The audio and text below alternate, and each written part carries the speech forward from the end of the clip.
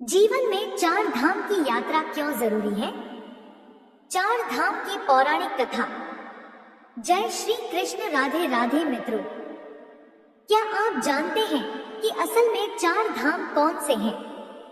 आमतौर पर लोग बद्रीनाथ, केदारनाथ, गंगोत्री और यमुनोत्री को चार धाम मानते हैं, लेकिन असल में यह सच नहीं है। पुराणों में वर्णित चार धाम कौन से हैं और इन्हें भारत की चार विभिन्न दिशाओं में क्यों स्थापित किया गया है? दोस्तों, इस वीडियो में हम आपको बताएंगे कि चार धाम यात्रा का क्या महत्व है, चार धाम यात्रा करना क्यों जरूरी है और चार धाम यात्रा करने से मोक्ष की प्राप्ति कैसे होती है। कहा जाता है कि इस कथा के श्रवण मात्र से भक्तों की सभी इच्छाएं पूर्ण होती हैं। भारतीय धर्म ग्रंथों में बद्रीनाथ, द्वारका, जगन्नाथ, पुरी और रामेश्वरम को चार धाम के रूप में वर्णित किया गया है। पौराणिक कथाओं के अनुसार भगवान विष्णु की उपस्थिति चार धामों में चार अलग अलग रूपों में मानी जाती है। ऐसा कहा जाता है कि रामेश्वरम में भगवान विष्णु स्नान करते हैं, बद्रीनाथ में वे ध्यान करते हैं, पुरी जगन्नाथ धाम में वे भोग का आनंद लेते हैं और द्वारका में वे विश्राम करते हैं। तो चलिए मित्रों, रामेश्वरम धाम से इस चार धाम यात्रा की शुरुआत करते हैं। रामेश्वरम एक पवित्र तीर्थ स्थल है जो कि तमिलनाडु के रामनाथपुरम जिले में है। रामेश्वरम मंदिर बंगाल की खाड़ी और अरब सागर के संगम स्थल पर स्थित है। इस मंदिर की स्थापना की कथा सीधे रामायण काल से जुड़ी हुई है। मान्यता है कि जब भगवान श्री राम, लक्ष्मण, हनुमान और समस्त वानर सेना के साथ लंका विजय के लिए प्रस्थान कर रहे थे, तब उन्होंने समुद्र तट पर शिवलिंग स्थापित कर भगवान शिव की उपासना की। उनकी भक्ति से प्रसन्न होकर भगवान शिव ने उन्हें विजय श्री का आशीर्वाद दिया। आशीर्वाद प्राप्त करने के बाद श्री राम ने भगवान शिव से अनुरोध किया कि वे जन कल्याण के लिए सदैव इस शिवलिंग में ज्योतिर्लिंग रूप में विराजमान रहे। उनकी इस भक्ति पूर्ण प्रार्थना को भगवान शिव ने सहर्ष स्वीकार कर लिया और तब से यह पवित्र शिवलिंग रामेश्वरम ज्योतिर्लिंग के रूप में प्रतिष्ठित हुआ। रामेश्वरम मंदिर से जुड़ा एक और महत्वपूर्ण ऐतिहासिक तथ्य सामने आता है। रामायण के अनुसार जब भगवान श्री राम माता सीता के साथ लंका विजय के बाद अयोध्या लौट रहे थे, तब उन्हें ब्रह्मा हत्या के पाप का दोष लगने की बात कही गई। इस पाप से मुक्ति पाने के लिए संतों ने श्री राम को भगवान शिव की उपासना करने की सलाह दी, परंतु द्वीप पर कोई शिव मंदिर न होने के कारण भगवान राम ने पवन पुत्र हनुमान को शिवलिंग लाने के लिए भेजा। हनुमान जी प्रभु श्री राम की आज्ञा का पालन करते हुए तुरंत प्रस्थान कर गए, लेकिन वापस लौटने में उन्हें विलंब हो गया। इधर पूजा का शुभ मुहूर्त निकला जा रहा था और हनुमान जी के लौटने में देरी को देखते हुए माता सीता ने समुद्र के किनारे पड़ी रेत से ही एक शिवलिंग का निर्माण कर दिया। यही शिवलिंग बाद में रामनाथ कहलाया।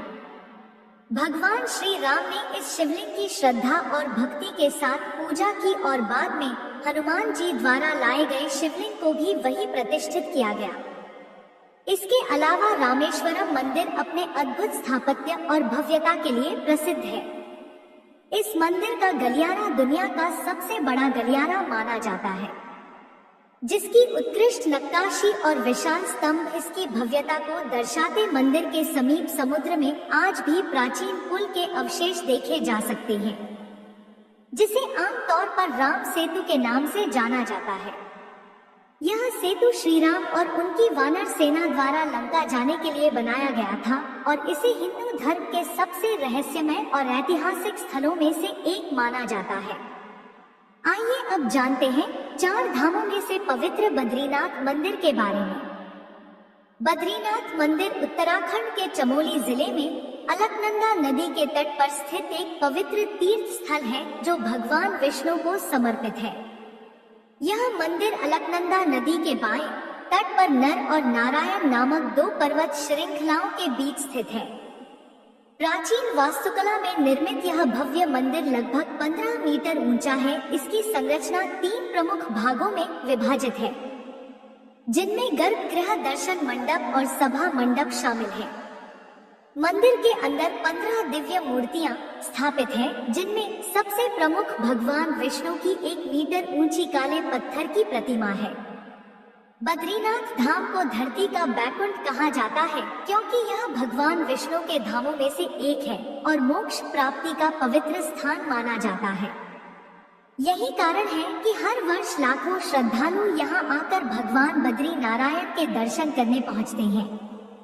माना जाता है कि यह प्रतिमा भगवान विष्णु की स्वयं प्रकट यानी स्वयंभू मूर्तियों में से एक है। इस मंदिर की स्थापना और इसके नामकरण को लेकर कई पौराणिक कथाएं प्रचलित हैं। पौराणिक कथा के अनुसार बद्रीनाथ धाम पहले भगवान शिव की तपस्या स्थल था, लेकिन भगवान विष्णु को अपने ध्यान और योग के लिए एक उपयुक्त स्थान चाहिए था। इसलिए उन्होंने एक छोटे बच्चे का रूप धारण किया और रोना शुरू कर दिया। जब माता पार्वती और भगवान शिव ने बच्चे से रोने का कारण पूछा तो मासूम बालक के रूप में भगवान विष्णु ने केदार भूमि को अपने ध्यान के लिए मांग लिया। एक दूसरी पौराणिक कथा के अनुसार एक बार देवी लक्ष्मी भगवान विष्णु से रूठ गई। उन्हें मनाने के लिए भगवान विष्णु ने इस स्थान पर गहन तपस्या शुरू कर दी। ध्यान में लीन होने के कारण वे कठोर मौसम और प्रतिकूल परिस्थितियों से पूरी तरह अनजान थे। पत्नी धर्म निभाते हुए देवी लक्ष्मी ने बद्री के पेड़ का रूप धारण कर लिया और अपनी शाखाओं से भगवान विष्णु को ढाक लिया। देवी लक्ष्मी के इस प्रेम और त्याग से प्रसन्न होकर इस स्थान को बद्रीनाथ नाम दिया गया। बद्रीनाथ धाम को लेकर एक मान्यता यह भी है कि जो भक्त यहाँ दर्शन कर लेता है वह जीवन और मृत्यु के चक्र से मुक्त हो जाता है। इसके अलावा बद्रीनाथ धाम में भगवान शिव को ब्रह्मा हत्या के पाप से मुक्ति मिली थी। इसी कारण इस स्थान को ब्रह्मा कपाल के नाम से जाना जाता है। ब्रह्मा कपाल एक पवित्र ऊंची शिला है, जहाँ पितरों के लिए श्राद्ध तर्पण किया जाता है। मान्यता है कि इस स्थान पर श्राद्ध करने से पितरों को मोक्ष और शांति की प्राप्ति होती है। मित्रों, अब बात करते हैं 4 धामों में से एक पुरी धाम यानी जगन्नाथपुरी की। जगन्नाथपुरी मंदिर उड़ीसा राज्य के पुरी शहर में स्थित है और हिंदू धर्म के सबसे पवित्र तीर्थ स्थलों में से एक माना जाता है। जगन्नाथ शब्द का अर्थ है जगत के स्वामी। इस मंदिर में मुख्य रूप से 3 देवताओं की पूजा होती है। भगवान जगन्नाथ, उनके बड़े भाई बलभद्र और उनकी बहन सुभद्रा। पूरी मंदिर की सबसे प्रसिद्ध परंपरा यहाँ की रथ यात्रा है, जो हर वर्ष आषाढ़ शुक्ल पक्ष की द्वितीय यानी लगभग जून-जुलाई में आयोजित की जाती है।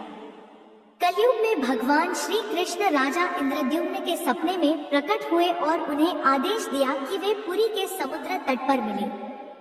एक दिव्य पेड़ से उनका विग्रह बनवाएं और इसे मंदिर में प्रतिष्ठित करें। राजा इंद्रद्युम्न भगवान की आज्ञा का पालन करते हुए एक कुशल बढ़ाई यानी शिल्पकार की खोज में जुट गए। इसी दौरान उन्हें एक वृद्ध ब्राह्मण मिले, जिन्होंने स्वयं इन विग्रह को बनाने की इच्छा जताई। हालांकि उस वृद्ध ब्राह्मण ने एक शर्त रखी कि वो विग्रहों को एक बंद कमरे में तैयार करेगा और जब तक मूर्तियां पूर्ण न हो जाए तब तक कोई भी दरवाजा नहीं खोलेगा। यदि किसी ने अंदर झांका या दरवाजा खोला तो मूर्तियों का निर्माण अधूरा रह जाएगा। राजा इंद्रद्युम्न ने इस शर्त को स्वीकार कर लिया और वृद्ध ब्राह्मण मूर्तियों के निर्माण में जुट गए। शुरुआत में कमरे से लगातार लकड़ी तराशने की आवाजें आती रही, जिससे सभी को विश्वास था कि मूर्तियां बन रही हैं। लेकिन कुछ दिनों बाद अचानक कमरे से आवाज आनी बंद हो गई। राजा और रानी को यह संदेह होने लगा कि कहीं उस वृद्ध ब्राह्मण के साथ कोई अनहोनी तो नहीं हो गई। कई दिनों से कमरे के भीतर कोई आवाज नहीं आ रही थी, जिससे उनकी चिंता और बढ़ गई। आखिरकार इस संशय में राजा इंद्रद्युम्न थे। भगवान जगन्नाथ, बलभद्र और सुभद्रा की मूर्तियों के हाथ पैर पूरी तरह तराशे नहीं गए थे। उसी क्षण राजा को एहसास हुआ कि वह रहस्यमय वृद्ध कोई साधारण बढ़ाई नहीं, बल्कि स्वयं देव शिल्पकार विश्वकर्मा थे, जो भगवान की दिव्य मूर्तियों का निर्माण कर रहे थे।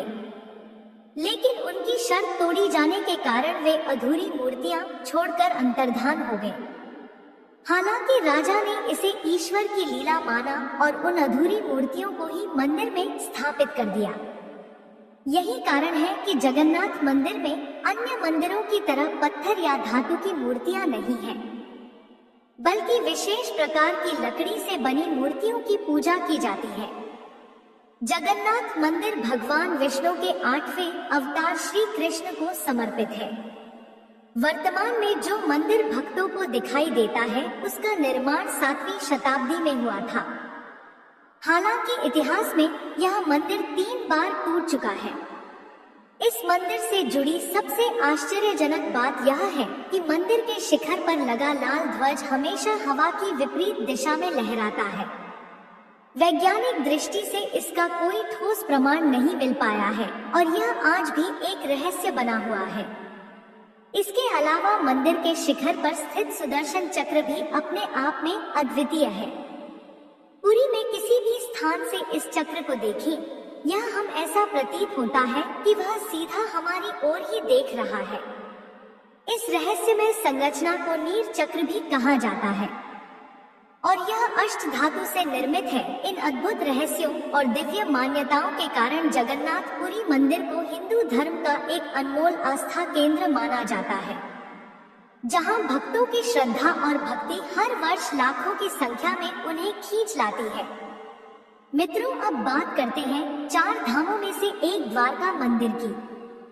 यह भव्य मंदिर भारत के पश्चिमी तट पर गुजरात में अरब सागर के किनारे स्थित है। द्वारका नगरी को भगवान श्री कृष्ण का पवित्र निवास स्थान माना जाता है। यह न केवल भगवान कृष्ण के शासित राज्य के रूप में प्रसिद्ध है, बल्कि धार्मिक मान्यताओं के अनुसार भगवान विष्णु ने भी यहाँ शंखासुर नामक राक्षस का वध किया था। मित्रों, आइए जानते हैं कि भगवान श्री कृष्ण को द्वारका की स्थापना क्यों करनी पड़ी। इसके पीछे एक रोचक और ऐतिहासिक कथा छिपी है। जब भगवान श्री कृष्ण ने मथुरा के अत्याचारी राजा कंस का वध किया तो कंस के ससुर मगध राज जरासंध ने इस पर क्रोधित होकर यादव वंश का संहार करने का संकल्प लिया। अपने प्रतिशोध की आग में जलते हुए जरासंध बार बार मथुरा और यादवों पर आक्रमण करता रहा, जिससे नगरवासियों को संकट का सामना करना पड़ा। में यादवों की सुरक्षा और शांति सुनिश्चित करने के लिए श्री कृष्ण ने मथुरा छोड़ने का निर्णय लिया। सभी यादवों के लिए एक रक्षित और नई नगरी बसाने के उद्देश्य से भगवान श्री कृष्ण ने विश्वकर्मा को द्वारका नगरी की स्थापना का निर्देश दिया। विश्वकर्मा ने अपने दिव्य वास्तु शिल्प कौशल का प्रयोग करते हुए मात्र एक ही रात में इस भव्य और अभेद्य नगरी का निर्माण पूरा कर दिया। इसके बाद भगवान श्री कृष्ण अपने सभी यादव बंधुओं के साथ द्वारकापुरी चले गए और वहां से अपना शासन संभाला। उन्होंने द्वारका नगरी पर पूरे 36 वर्ष तक राज किया। जब श्री कृष्ण ने बैकुंठ प्रस्थान किया तो एक अद्भुत घटना घटी। भगवान की यह स्वर्णम नगरी स्वतः समुद्र में समा गई और अंत में सिर्फ श्री कृष्ण का मंदिर ही बचा रहा। कहा जाता है कि आज भी द्वारका नगरी के अवशेष समुद्र के भीतर मौजूद हैं और समय समय पर कई पुरातात्विक खोजों में इसके प्रमाण मिलने के दावे किए जाते हैं। हालांकि इस विषय पर अलग अलग मत है। कहते हैं कि जब द्वारका नगरी समुद्र में समा गई तब भगवान श्री कृष्ण के परपोते वज्रनाभ ने मुख्य मंदिर का निर्माण कराया, जिसे आज का द्वारकाधीश मंदिर कहा जाता है। माना जाता है कि यह मंदिर लगभग 2500 वर्ष पुराना है। यह मंदिर 7 मंजिला है और इसमें 2 मुख्य द्वार है, जिसे स्वर्ग द्वार और मोक्ष द्वार कहा जाता है। द्वारकाधीश मंदिर लगभग 157 फीट ऊंचा है और इसके शिखर की ऊंचाई 43 मीटर है। मंदिर के शिखर पर एक विशाल ध्वज लगा हुआ है, जिस पर सूर्य और चंद्रमा के प्रतीक अंकित है। इस ध्वज की सबसे अद्भुत विशेषता यह है कि यह इतना विशाल है कि इसे 10 किलोमीटर की दूरी से भी स्पष्ट रूप से देखा जा सकता है। इस पवित्र ध्वज को दिन में 3 बार बदला जाता है और यह परंपरा सदियों से चली आ रही है। हर बार ध्वज परिवर्तन के दौरान श्रद्धालु बड़ी संख्या में एकत्र होते हैं और इसे देखने मात्र से स्वयं को धन्य मानते हैं। तो मित्रों, अब आप समझ ही गए होंगे कि चार धाम यात्रा सिर्फ एक तीर्थ यात्रा नहीं, बल्कि आत्मा शुद्धि, पाप मोचन और मोक्ष प्राप्ति का मार्ग है। यह यात्रा हर हिंदू के जीवन में एक बार अवश्य होनी चाहिए, क्योंकि यह सिर्फ देव दर्शन ही नहीं, बल्कि आत्मिक शांति और धर्म की गहराई को समझने का भी अवसर है। आपको हमारी वीडियो पसंद आई हो तो हमारे चैनल को लाइक और सब्सक्राइब करें। कमेंट बॉक्स में हर हर महादेव अवश्य लिखें। राधे राधे।